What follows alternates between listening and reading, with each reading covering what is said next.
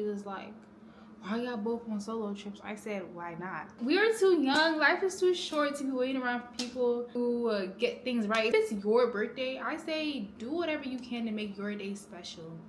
I got so tired of waiting around for people to make my own day special. Why was their jet ski $200 for an hour? Yeah, y'all played. And Savvy Beach Club, I don't know if I would go again. Like, I need to stop going to places just because it's cute and it's aesthetics. I want some real good food. For a lot of the places on TikTok that y'all be recommending, it be cute, really aesthetics, but honestly, the food just don't be hitting. Or it be hella expensive. It's the pretty privilege. As a solo traveler, pretty privilege is so real, y'all. The amount of stuff I was getting for free, I'm not gonna lie, and I also didn't follow solo trip etiquette. Honestly, I didn't care because I'm like, I'm never gonna see y'all again. But just use your discernment and like scope the scenery out. And the fact that I had a driver made me feel safe in a sense, because it was like, okay, someone knows where I am at all times. So I would recommend a driver, especially as a solo traveler. She know I get that pull on me. Trap on you, we ballin' every night, baby. Walking on top, it ain't no shame in my game. I'm a fiend, I'm an addict. Hey y'all, so this is me like damn near like 2 weeks after my trip, but I just wanted to talk to y'all about my experience in St. Martin, the things that I wish I knew, things that y'all should know if y'all thinking about going on a solo trip there, etc. So let's get into it. First, moving into like what I recommended, I would definitely recommend St. Martin. I did so much research, TikTok research on St. Martin, and they're not lying when they definitely say that it's one of the best places to go to solo travel, especially if it was your first time. From the moment I got there, getting in my car, literally the girl who was sitting in front, or my driver picked me up from the airport, the girl in front was literally on a solo trip for her birthday as well. And the funniest thing he asked, he was like, why y'all both on solo trips? I said, why not? Like, we are too young. Life is too short to be waiting around for people to get things right. Especially if it's your birthday, I say do whatever you can to make your day special.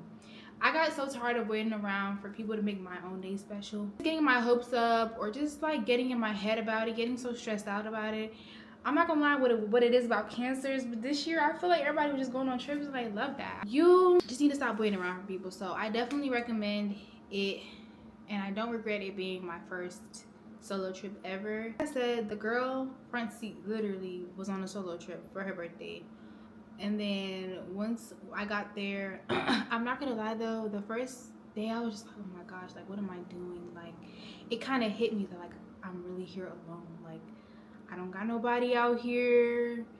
Like it's really just me. But at the same time, I would say after like the first 2 days, I started to feel a little bit lighter and feel like I'm okay. Like as long as I got Wi-Fi, as long as I know my way around, I'm good. Oh, another thing, y'all, when y'all are traveling out of the country, make sure you get like an eSIM.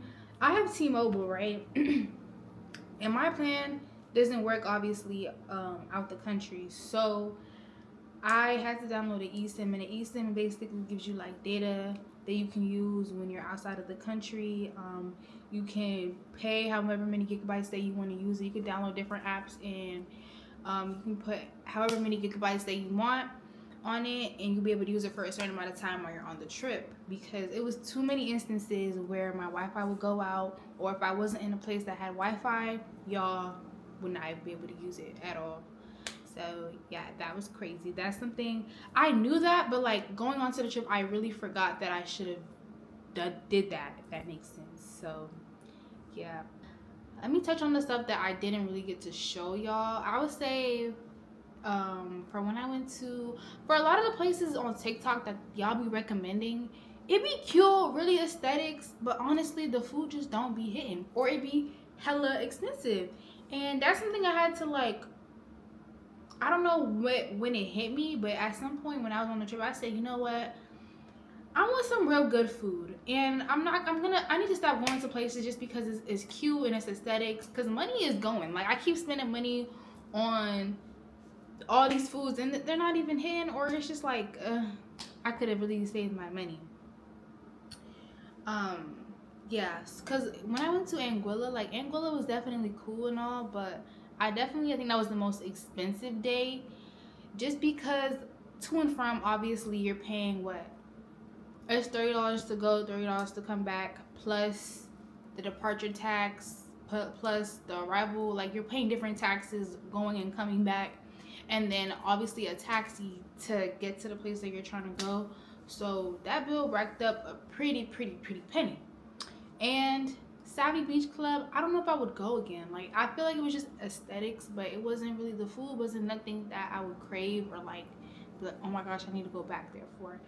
Fun Zone though, I would definitely recommend Fun Zone. Fun Zone was actually a 10 out of 10. So much fun. I wish I got to try the food there, but I didn't because I was so full. And that's another thing. I was getting full so quick. I don't know what it was with me, but I would eat 2 bites in general. I feel like the whole trip I would eat 2 bites, 2 or 3 bites, and then be so full. So I really couldn't eat how I wanted to. But yeah, I heard the food at Fun Zone was really good. That's something I wish I got to try. But in general, the places and the excursions that they had there were a lot cheaper than the excursions that they had in St. Martin. Y'all, the Mullet Bay, because I stayed in Mullet Bay, so like the water sports that they had over there, why was their jet ski $200 for an hour? Yeah, y'all played. Oh, really? I'm not paying $200 just to jet ski for 45 to an hour. However long it is, I'm not doing it. But Anguilla, people keep saying, some people say to skip it. I would say if it's your first time, definitely go. The water is so blue, so clear. The next time I go, I do want to go to Shoal Bay. I heard that's one of like the top beaches in the world. It's just not as close to Savvy Beach Club and Fun Zone. Fun Zone is literally like a 15-minute walk from Savvy Beach, 15 to 20-minute walk from Savvy Beach Club. So yeah. In terms of Anguilla and like traveling there, I definitely recommend not taking the very last ferry because everybody and their mom is trying to catch the very last ferry, in which boards around, it's not 4:30. I think it's the 5 o'clock one or 5:15, whichever time. Everybody and their mom be trying to get in. They do let people who have kids or disabilities get in first before everybody else boards, but it's such a hassle and you don't want to be stranded on a different island. I would say people was talking about how you get seasick and stuff like that. Personally, I didn't really get seasick. I would say I did kind of get a little nauseous like towards the end of the ride when I was going there. I was sitting outside on like the top, so I kind of did get a little bit nauseous towards the end. I don't know if it was because I didn't eat or like I don't know what it was.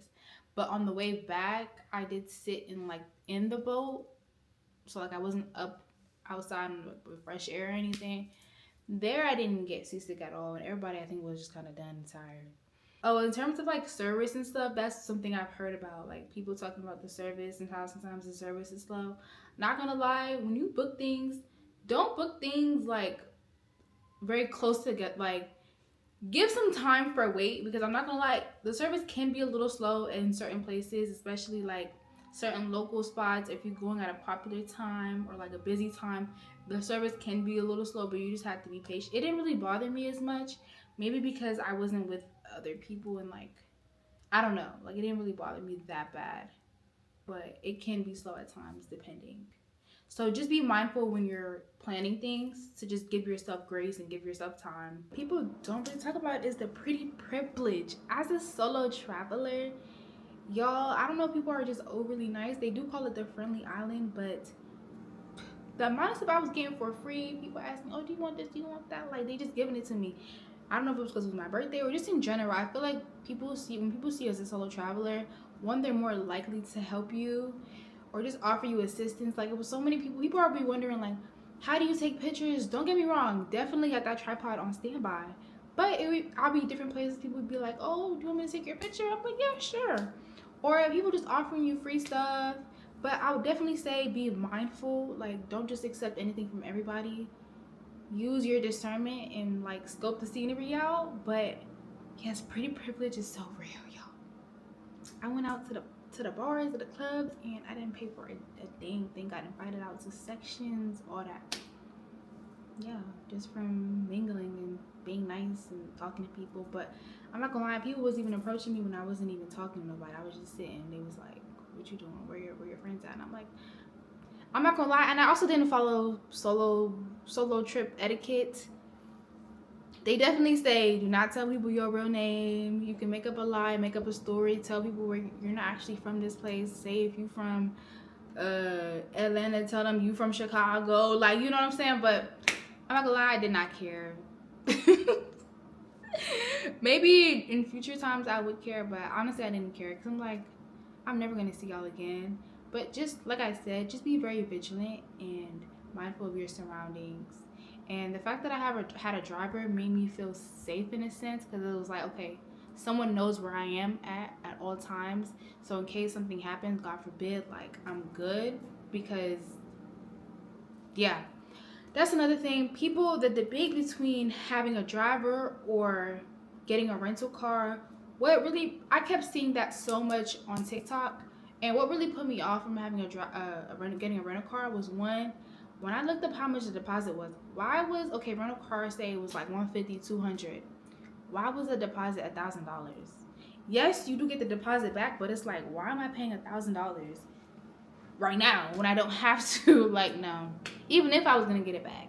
So that was one thing that put me off. And then honestly, I'm on vacation. I want to feel like I'm on vacation. I don't want to have to worry about figuring out how to drive. Not to say it's hard to drive in a different country, in that country specifically, but I don't want to have to be worrying about driving around. One, the roads are not the best, especially where I was staying at Mullet Bay. Leading into Mullet Bay, the roads are so bumpy. And another thing to note is the traffic be really bad around from 3 to 5 p.m. Bro, you're going to be on that road for a good 30, 40 minutes trying to get to wherever you're trying to go because the traffic just be so bad. And then the way people drive sometimes, like, you just have to be really good about doing certain things. And it's just like, I'm alone. I'm trying to have fun. I'm going to be out late. I don't have to worry about, like, my safety in terms of driving when I'm solo traveling.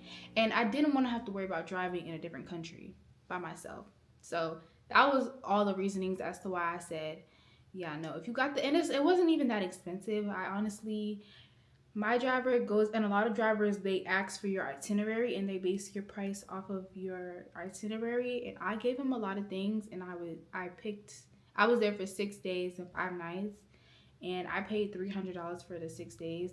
But I did so much, and I didn't have to pay him till the end. But a lot of drivers also offer the opportunity where you can pay per ride. So every time they drop you off somewhere, you pay. But honestly, he said it would be cheaper to do it the other way, which I agree. Because also you have to think about it. You have to have a lot of cash. That's another thing. You always have to have cash on standby because that's what they take. A lot of places do accept card, but you have to walk around with cash most of the time. So yeah, I would have to be walking around a bunch of cash, and yeah, it was just easier to just pay him all the money at the end. I'm not gonna lie. So if you can, I would recommend a driver, especially. And like I was saying, it's important to bring cash because especially when you go to Anguilla or certain places, or just a lot of like certain, like the local restaurants, they won't accept cards. So cash just makes it easier to do that. And they do have ATMs and stuff like that around. They do accept US dollars. I think St. Martin is one of the countries that's very unique in the sense of they accept three currencies.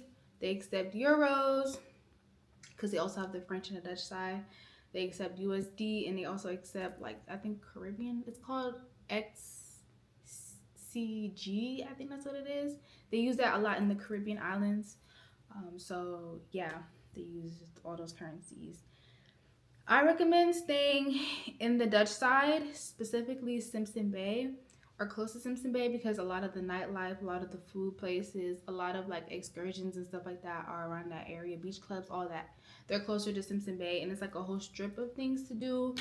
So people that stayed at the Morgan, for example, that's another popular hotel. The Morgan is near a lot of the different nightlifes and the different things to do in general. Staying at the French side, it's just a lot. It's further. You can go through both sides in the same day, but it's just further and it's a far away from like a lot of the things. So it might cost a little bit more to get around, but they do have like a little bit of nice bigger Airbnbs and stuff like that if you are going with like a large group of people. And I think I touched on all the points. If I didn't, feel free to drop down questions down below and I'll answer them. But overall, like I've stated before, I definitely recommend St. Martin being your first solo trip if you are thinking about it. People are nice. But yes, that was all, y'all. Thank you for embarking on this journey.